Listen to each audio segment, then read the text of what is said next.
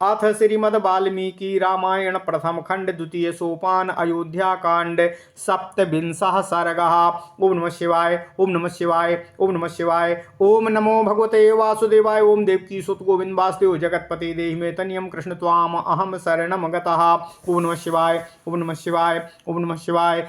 श्री सीता जी का श्री राम से अपने को भी वन में साथ ले चलने के लिए प्रार्थना करना। ओम नमः शिवाय ओम नमः शिवाय ओम नमः शिवाय। ओम नमो भगवते वासुदेवाय। ओम देवकी सुत गोविंद वासुदेव जगतपति देहि मे तनियम कृष्ण त्वाम अहम शरणम गतः। एव मुक्ता तु वैदेही प्रियारहा प्रियवादिनी प्रणयादेव संक्रुद्धा भर्तारमिदं ब्रवीतो। ओम नमः शिवाय।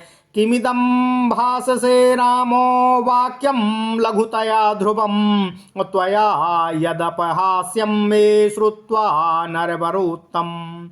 वीराणां राजपुत्राणां शास्त्रार्थ विदुषां नृप अनरह मय सस्यं च न श्रोतव्यं त्वयेरितम्। आर्यपुत्र पिता माता भ्राता पुत्रस्तथा स्नुषा स्वानि पुण्यानि भुञ्जानः स्वं स्वं भाग्यमुपासते। ओम नमः शिवाय ओम नमः शिवाय। भर्तुभाग्यं तु नार्येका प्राप्नोति पुरुषर्षभः अतश्चैवाहमादिष्ट वने वस्तव्यमित्यपि। ना पिता नात्मजो वात्मा ना माता ना सखी जनः इह प्रीत्य च नारीणां पतिरेको गतिः सदा। यदि त्वं प्रस्थितो दुर्गं वनमध्येव राघव अग्रतस्ते गमिष्यामि मृगदन्ती कुशे कंटकान। ओम नमः शिवाय ओम नमः शिवाय। ईर्ष्याम रोषाम बहिष्कृत्य भुक्त शेषमिवोदकम् और नय माम वीर अविस्त्रब्धः पापं मयि न विद्यते। ओम नमः शिवाय ओम नमः शिवाय। प्रासादाग्रे विमानैर्वा वैहाय सगतेन वा और सर्वावस्था गता भर्तुः पादच्छाया विशिष्यते। अनुशिष्टास्मि मात्रा च पिता च विविध भ्रयं नास्ति सम्प्रति वक्तव्या वर्तितव्यं यथा मया। अहम दुर्गम गमिष्यामि वनं पुरुषवर्जितं नानामृगगणाकीर्णं शार्दूलो गणसेवितं। सुखं वने निवत्स्यामि यथैवो भवने पितुः अचिन्तयन्ति त्रीन् लोकांश्चिन्तयन्ति पतिव्रतं। शुश्रूषमाणा ते नित्यं नियता ब्रह्मचारिणी सहरंसे त्वया वीर वनेषु मधुगन्धिषु। त्वं हि कर्तुं वने सक्तो राम संपरिपालनम् अन्यस्यापि जनस्येह किं पुनर्मम मानद। साहं त्वया गमिष्यामि वनमध्ये न संशयः नाहं शक्या महाभागो निवर्त इति मुद्यता। ओम नमः शिवाय ओम नमः शिवाय। फलमूलासना नित्यं भविष्यामि न संशयः नाते दुःखं करिष्यामि निवसन्ति त्वया सदा। अग्रतस्ते गमिष्यामि भोक्ष्ये भुक्तवती त्वयि इच्छामि परतः शैलान् पल्वलानि सरांसि च। अग्रतस्ते गमिष्यामि भोक्ष्ये भुक्तवती त्वयि इच्छामि तरतः शैलान् पल्वलानि सरांसि च। द्रष्टुं सर्वत्र निर्भीता त्वया नाथेन धीमता हंसकारण्डवाकीर्णाः पद्मिनी साधु पुष्पितः। इच्छेयं सुखनी द्रष्टुं त्वया वीरेण संगता अभिषेकं करिष्यामि तासु नित्यमनुव्रता। सह त्वया विशालाक्ष रंसे परम नंदिनी एवं वर्ष सहस्राणि शतम वापि त्वया सह व्यतिक्रमं नावेत्स्यामि स्वर्गोऽपि हि नामे मतः स्वर्गेऽपि च विना वासो भविता यदि राघव त्वया विना नरव्याघ्र नाहं तदति रोचये अहं गमिष्यामि वनं सुदुर्गमं मृगायुतं वानरवारणश्च वने निवास्यामि यथा पितुर्गृहे तवैव पादाबुपग्रहे सम्मता अनन्यभावा मनुराक्तचेतसं त्वया वियुक्तां मरणाय निश्चितां नया स्वमां साधु कुरुष्य याचनां नातो मया ते गुरुता भविष्यति तथा ब्रुवाणामपि धर्मवत्सलां न चास्मि सीतां नृभिरो निनीसति उवाच नयनां बहुसन्निवर्तने वने निवासास्य च दुःखितां प्रति। ओम नमः शिवाय, ओम नमः शिवाय, ओम नमः शिवाय। ओम नमो भगवते वासुदेवाय। ओम देवकी सुत गोविंद वासुदेव जगतपते देहि मे तनियम कृष्ण त्वाम अहम शरणम गतः। पिता दशरथ महाराज द्वारा भगवान श्री राम को वनवास की आज्ञा दिए जाने के बाद प्रभु श्री राम पहले अपनी माता कौशल्या के भवन में गए तथा उनसे वनगमन की अनुमति प्राप्त करते हुए पुनः वे श्री राम सीता जी के भवन में उनको यह सूचना देने के लिए गए कि वे 14 वर्ष के लिए वनवास को जा रहे हैं। सीता जी द्वारा यह समाचार सुनने के बाद वे बार बार श्री राम से अपने को भी वन में साथ ले चलने की याचना करने लगीं।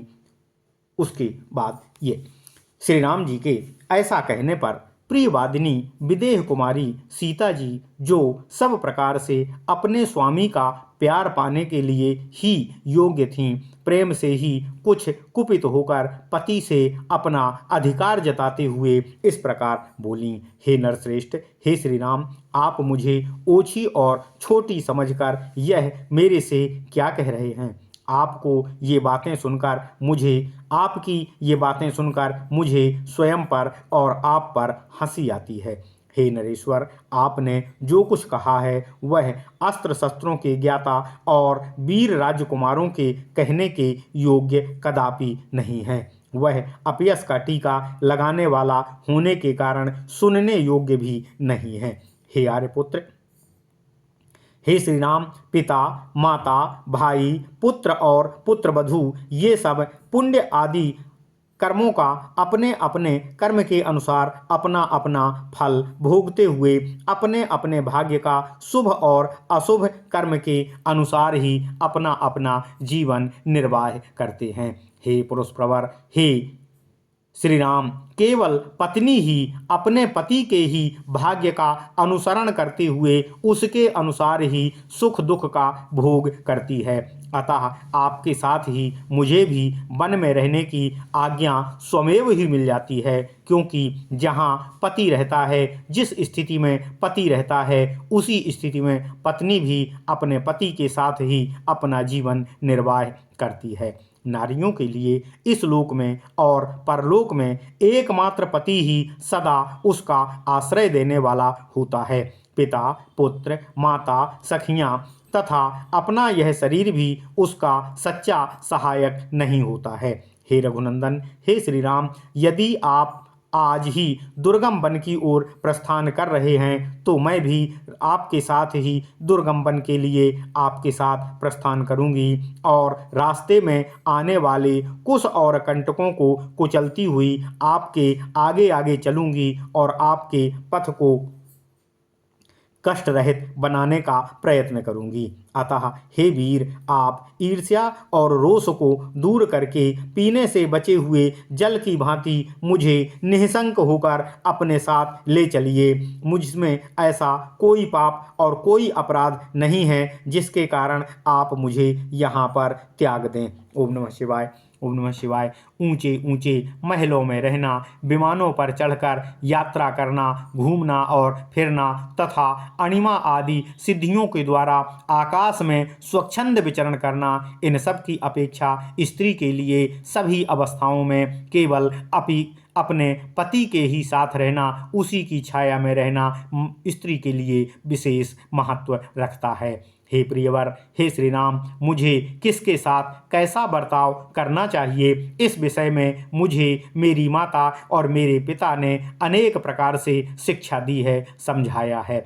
इस समय इसके विषय में मुझे कोई उपदेश देने की आवश्यकता नहीं है। हे श्री राम, नाना प्रकार के वन्य पशुओं से व्याप्त तथा सिंहों और व्याघ्रों से सेवित उस निर्जन एवं दुर्गम वन में मैं अवश्य ही आपके साथ चलूंगी। मैं तो जैसे अपने पिता के घर में रहती थी, उसी प्रकार उस वन में भी सुखपूर्वक निवास करूंगी।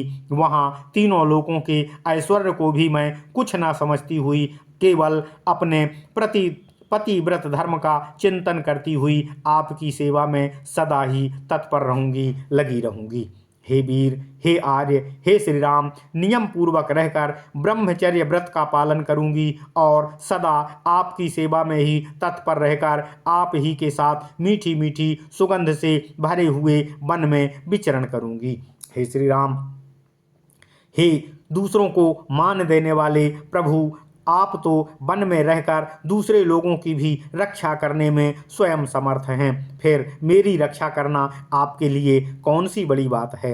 हे महाभाग, अतः मैं आपके साथ आज अवश्य ही वन में चलूंगी, इसमें कोई संशय नहीं है। मैं हर तरह से चलने को तैयार हूँ, मुझे किसी भी तरह से रोका नहीं जाना चाहिए। हे महाराज, हे श्री राम, वहाँ चलकर मैं आपको किसी भी प्रकार का कोई भी कष्ट नहीं दूंगी, सदा आपके साथ ही रहूंगी और प्रतिदिन फल मूल खाकर आपके समान ही अपना जीवन निर्वाह करूंगी। मेरे इन कथन में किसी भी प्रकार के संदेह के लिए हे महाराज कोई भी स्थान नहीं है। हे श्री राम, आपके आगे आगे चलूंगी और आपके भोजन कर लेने के बाद जो कुछ शेष बचेगा उसी को खाकर मैं रहूंगी, उसे भी खाकर रहूंगी। हे प्रभु, मेरी बड़ी ही इच्छा है कि मैं आप जैसे बुद्धिमान प्राणनाथ के साथ निर्भय होकर वन में सर्वत्र घूमकर विचरण करूं, पर्वतों और छोटे छोटे तालाबों और सरोवरों को देखूं।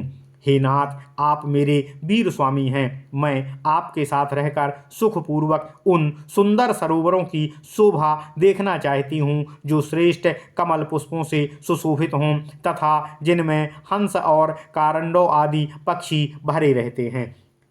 ओम नमः शिवाय। विशाल नेत्रों वाले हे आर्यपुत्र, हे श्री राम, आपके चरणों में अनुरक्त रहकर मैं प्रतिदिन उन सरोवरों में स्नान करूंगी और आपके साथ वहां सब ओर विचरण करूंगी। इससे मुझे परम आनंद का अनुभव प्राप्त होगा।